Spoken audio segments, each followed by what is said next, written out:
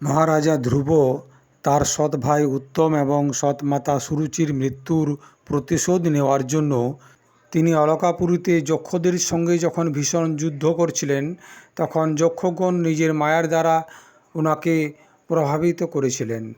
আর সেই মায়ার থেকে মুক্তি পাওয়ার জন্য সেখানে কয়েকজন মুনি ঋষি এলেন এবং ওনারা মহারাজ ধ্রুবকে ভগবান বিষ্ণুকে স্মরণ করার জন্য বললেন।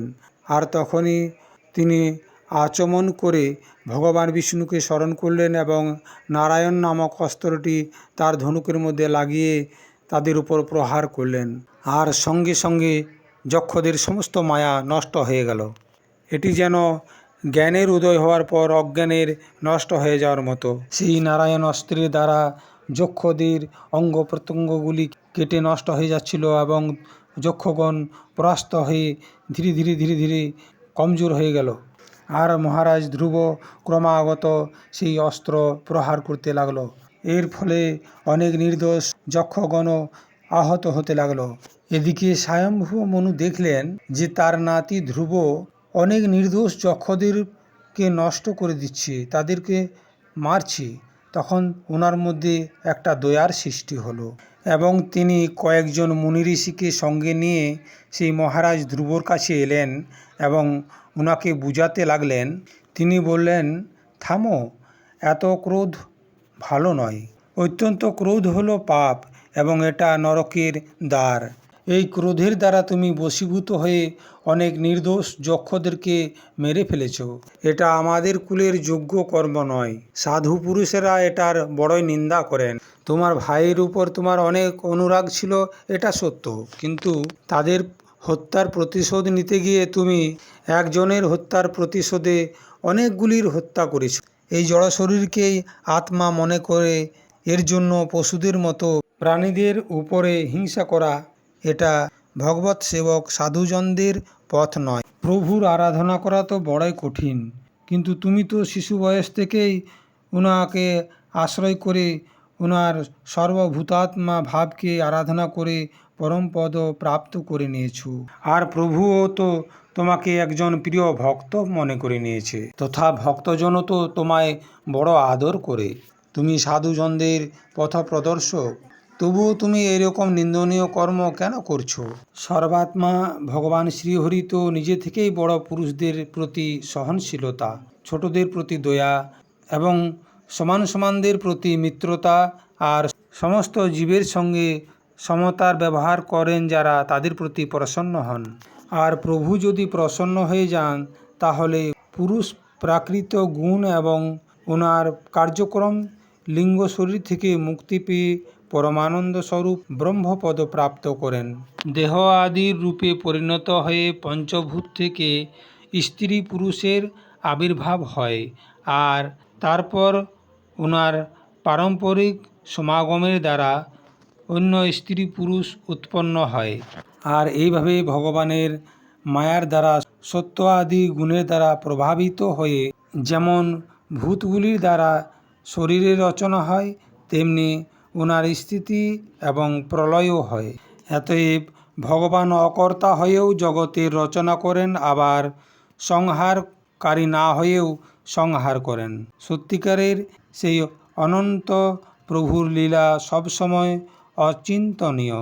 তিনি কালস্বরূপ অব্যয় পরমাত্মায় স্বয়ং অন্তর্হিত হয়েও জগতের অন্ত করেন, আবার অনাদি হয়েও সবার আদিকর্তা।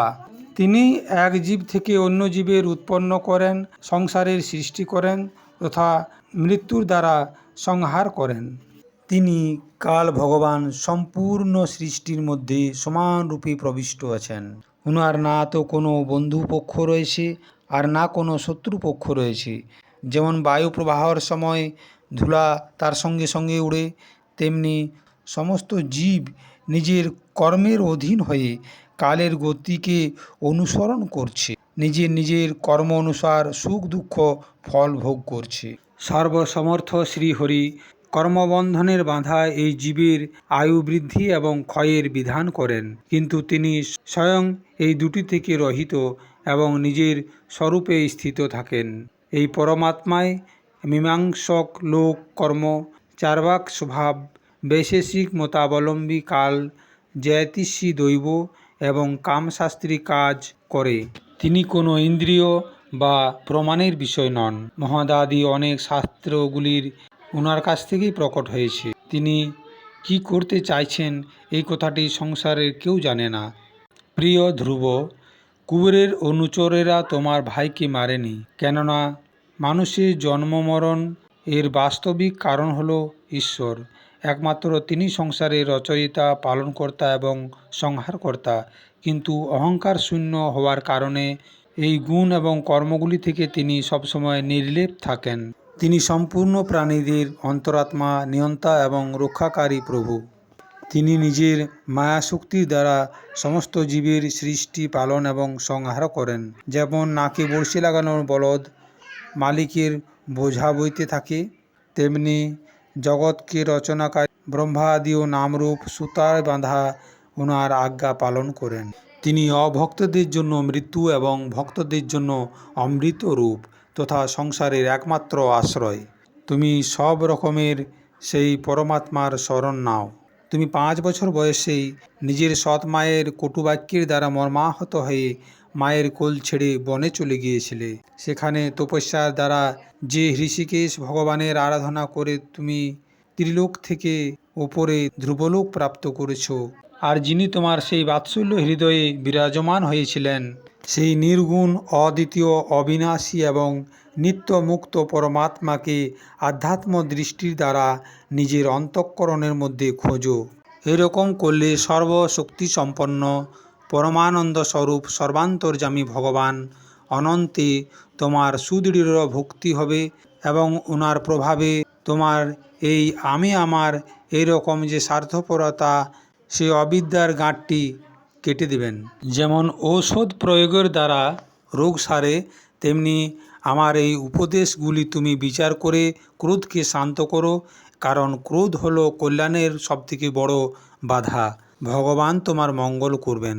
ক্রোধের বশীভূত মানুষকে সবাই ভয় করে, আর সেজন্য যারা বুদ্ধিমান মানুষ তারা এটাই চায় যে আমার দ্বারা কোনো জীবের প্রতি কোনো ভয় যেমন উৎপন্ন না হয়, কেননা তারা কখনো ক্রোধের বশীভূত হয় না।